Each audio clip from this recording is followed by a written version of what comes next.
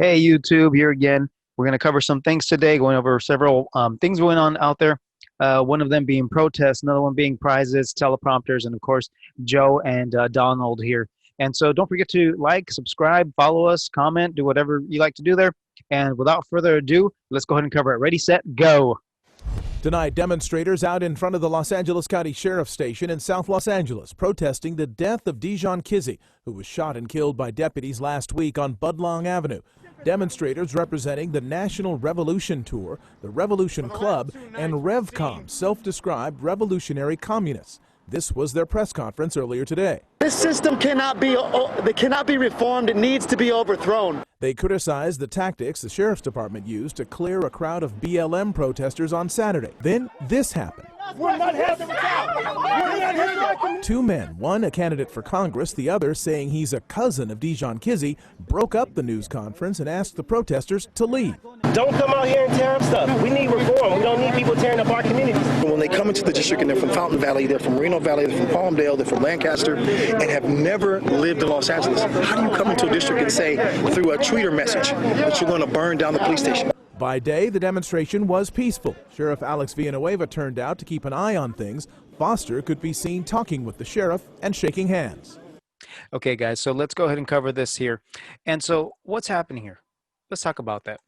So we have a situation here where there's some protesting out here in Los Angeles. It's been happening past few nights. And so it has to do with Kizzy. Many of you have seen the video. Perhaps you have, perhaps you haven't. I can't show it to you on here. I don't want to get dinged on that. But ultimately, when we look at that video, he ran from the cops. He took his sweater off. Not a problem there. Cops chased him. And apparently a gun fell out of his sweater there. And so what do we make of that? And that's what we got to think about, and that's what we have to come down to. Okay, so I'm going to make this quick. And again, I don't want to say anybody deserves to die because they don't. But in his case, if you're going to show a gun, if you're going to run away from the cops, you're going to get shot. That's just, not that it should happen, but it's just going to happen. That's what we see. That's what happens. The cops, they want to get home too. They want to be safe. So I think the biggest issue with the story that I've seen, at least, is that the cops, when they did this, they shot him, I think it was 18 times. That's a little excessive. I can see that. Perhaps a few times, if there was a threat, okay, probably no more than 3 times should probably be sufficient. I think you've stopped the guy. Maybe if you have to 5, whatever. But 18 is rather excessive, and I think that's the issue with this story.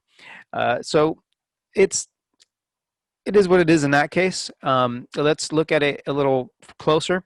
So we have people here who are protesting, who are coming from all over the place, people who are claiming to be communists. And so the city says it's fine. Other people are saying it's not. This congressman says it's not. This guy who says he's his cousin, but there's some kind of thing going on with him in terms of how he also is contributing to the community there. And so with him, there's a lot of stuff going on here. But what the heck is going on? So we got communists coming in. We got all this stuff. They say the system's got to come down and all this. Is it the shooting? Is it the fact that you want to get rid of our system? Is it what is it? That's the problem. So I'm gonna give you a quick PSA here. Number 1, if you don't want to get shot by the cops, don't run from them. Number 2, if you don't want to get shot by the cops, don't pull out a gun. Number 3, if you don't want to get shot by the cops, don't go after their gun. Number 4, if you don't want to get shot by the cops, don't reach for their taser. Number 5, if you don't want to get shot by the cops, don't run at them or away from them. Number 5, if you don't want to get shot by the cops, don't pull out a knife or reach into your car. If you don't want to get shot by the cops, don't resist. Ultimately, I mean, that's just what it is. I know if I resisted a cop, I'm going to get shot. Doesn't matter. White, black, brown, doesn't matter. If you're going to resist and you're going to resist to the point that they feel endangered, you're going to get shot. That's just what's going to happen. If I go after a bee and it feels that it's in danger, it's going to sting me. That's just what's going to happen. It's just common sense. So that's my support to you. That's my supportive comment here. And let's just move on because I think we've done more than enough. And so this article says that same crime, more time. Okay, and this is by Georgia State University. It was a research that they study that they did. And so what they found ultimately is that black men tend to put in more time for the same crime. That's something we can argue, right? And so if you end up in prison or jail, it is likely that you will spend more time there if you happen to be black. That's what That's what they found. This is back in 2016, I believe. And so they monitored about 16 years. They also looked at, okay, between 1980s, 1990s, if we look at that crime bill that was passed right during that time. So there were a lot of discrepancies there. A lot of it had to do with that, and a lot of it had to do with the war on drugs. And but that's one thing that's coming up, is that there's that discrepancy. So rather than attack the cops, rather than run from them, rather than not following the instruction that they give you, resisting arrest, whatever it is, again, that will be lost. You go with it, and the groups that are fighting this, perhaps the fight's not so much on the street where we destroy everything. Perhaps the fight is changing these court systems where people are being sent to prison for longer periods of time than they should be. I think that's a major solution. And again, it should be equal as well. You know, if you're white, brown, whatever it is, it should be the same time for the same crime, ultimately. And so that's where the thing is, and that's where the change should come. I think that's just my opinion. I think that's something that can change and should change. So moving on to the next one. Here's another research that was conducted, trends in correctional control, race and sex. And so it says that racial disparities declined across corrections populations between 2000 and 2016. And so here's something that says something a little different between 2016 and 2000, that these disparities changed over time. And so it says in recent years, racial disparities in imprisonment have decreased. BJS reports have drawn attention to trend showing that since the mid-2000s, Black and Hispanic incarceration rates have fallen faster than those for whites. So the rates had fallen, but the difference was its length in time. And so that's the discrepancy that we need to look at. Interesting stuff, but we only have so much time. Let's move on to the next thing here. And so the next story here that we're going to talk about is Fauci. Fauci's coming out saying some things, and let's just go ahead and listen to what he's saying. I am concerned when I see things starting to move indoors, and that becomes more compelling when you get into the fall and the winter season. In an interview Friday, Dr. Anthony Fauci said it will likely be another year before things return to normal. If you're talking about getting back to a degree of normality, which resembles where we were prior to COVID, it's going to be well into 2021, maybe even towards the end of 2021. Beyond 2021. So we're looking at another, what, year and a half-ish before things get to normal? Now, I'm going to give Fauci a little credit here. So it could be he's talking about things getting back to normal, like 100%. We have 30 kids in a class or something, right? So when it comes to school, I think that's what he's referring to. I'm hoping, at least. So things, as we're seeing them progressing, they're moving forward. Kids are beginning in some areas to go back to school, 12 in a class, social distancing, so on and so forth.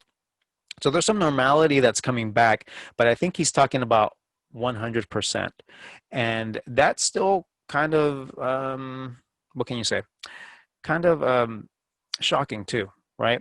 Where we won't be going back to a sense of normality for about another year and a half. A few things I want to cover here on Democracy Now! This came out yesterday, so a few of their headlines that I wanted to cover. So one of them is India records another record daily coronavirus toll. And so India, apparently their numbers are increasing drastically. The number of COVID-19 cases globally has topped 28 million with over 910,000 dead. And so in Latin America, the total number of cases have topped 8 million, more infections than any other region in the world. India has reported another 96,000 new cases, once again breaking the record for the most cases in a single day. India is skyrocketing. From the looks of it, they may be passing us pretty soon. They're getting pretty close. And so it's not a race. We're not talking about that. All I'm saying is this is just continuing. When we look at those numbers, right? So recent numbers said that 6% of the population affected by COVID-19 died only of COVID-19, whereas others died because they had secondary issues going on. And so something to monitor, again, if you do happen to catch it and you don't have other coexisting conditions, you're young. Like I said, there's several people who I know that contracted it, some people died. Some of them had coexisting conditions. Some of them did not die. They were young. They were able to overcome it. And not even too young. I mean, in their 50s. So people like The Rock and so on, people who, in general, not that I know The Rock, that's what I'm saying. So people in general, it's something to definitely watch. It definitely take care of yourselves. But at the same time, it's it seems that people are getting over it. If you look at the number of people who've gotten over it and people who have died from it, there's a drastic difference between those numbers. So something to keep in mind as we're talking about possibly going into 2021, the end of 2021, and continuing with these measures. So going on here, it says Amazon accused of price gouging after raising prices up to 1,000% during lockdown. Wow. So we were being ripped off ultimately by Amazon, is what it's telling us.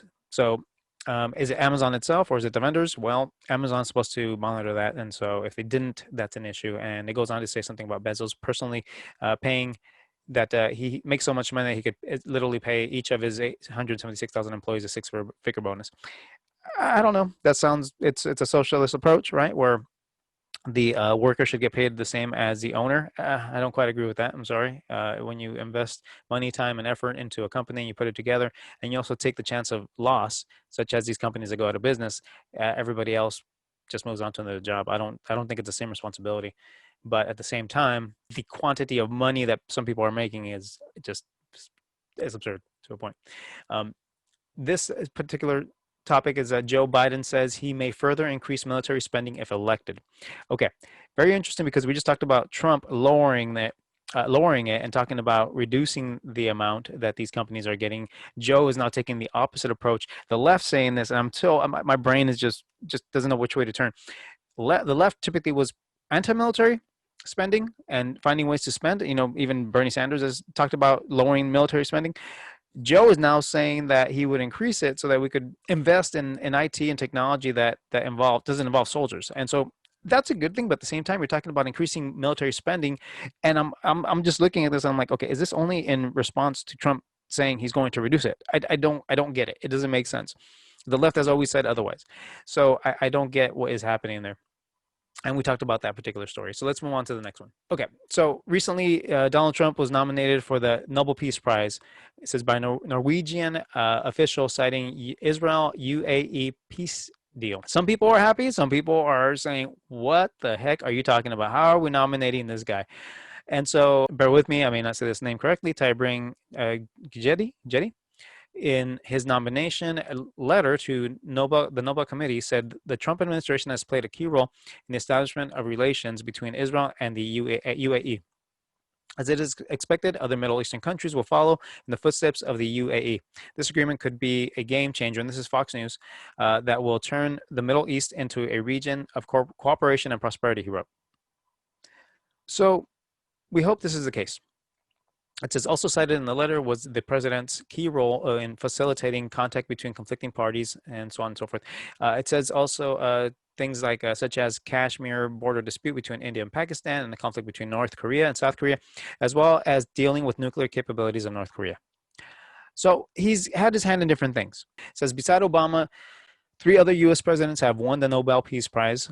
President Theodore Roosevelt, 1906, for having negotiated peace with Russo-Japanese War. President Woodrow Wilson, 1920, and so forth, and Jimmy Carter. And so, again, what are we saying here? I don't know. What do you think? What do people think? Does he deserve a Nobel Peace Prize? From what I'm hearing, we really haven't been in an official war. You know, during Obama, during Bush, during Clinton, we had all these different bombings, Kosovo. We had different issues in all over the world.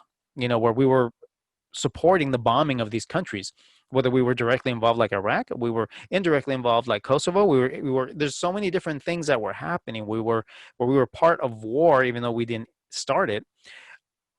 We really don't have that right now. That's interesting. It's something to consider when we're looking at this.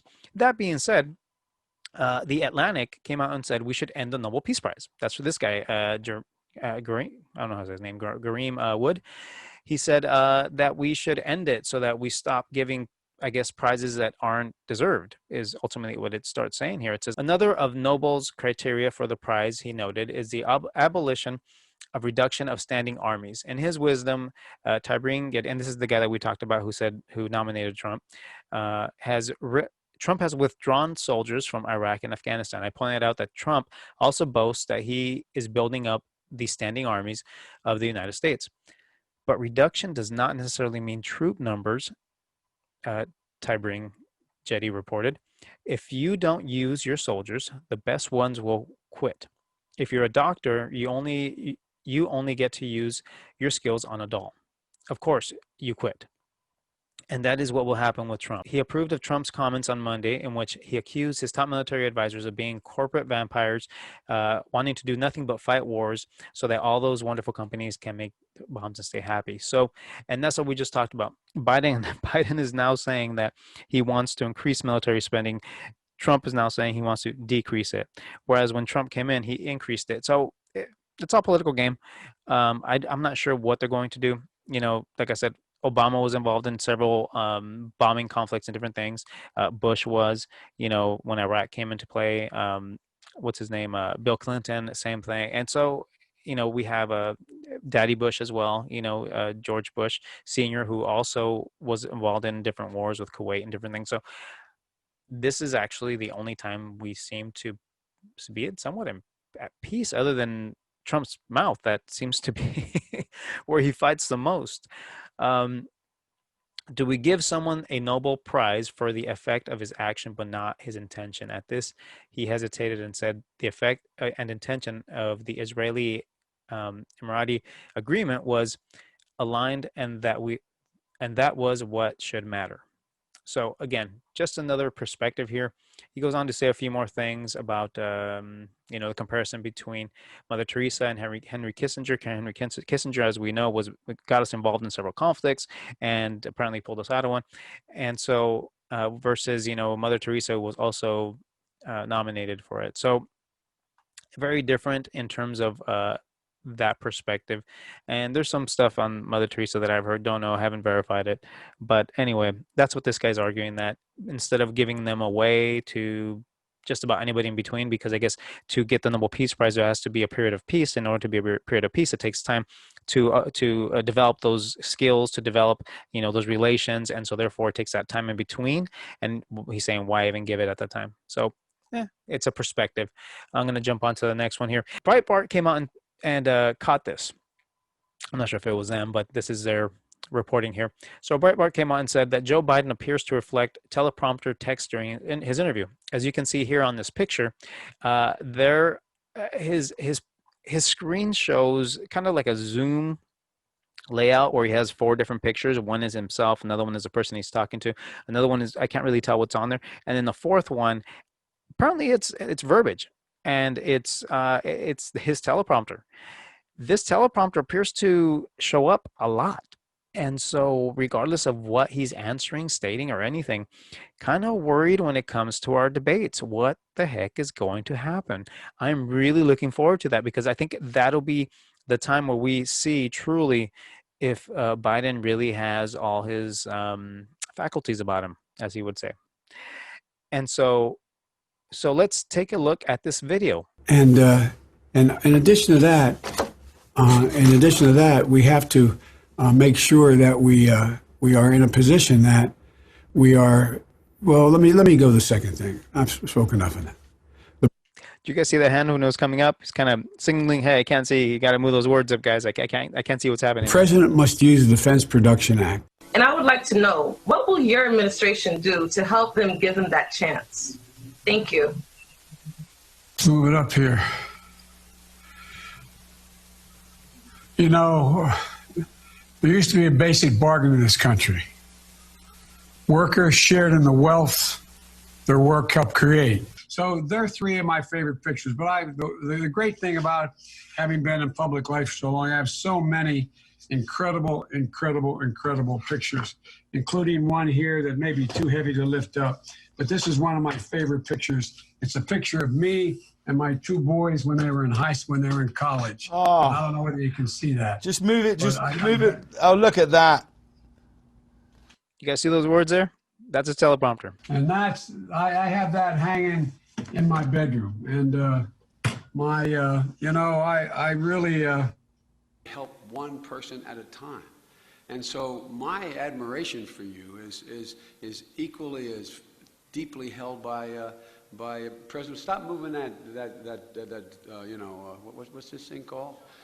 You know, teleprompter. Barack always kids and he says, Joe Biden, he said, I'm learning to speak without a teleprompter. Joe's learning to speak with one.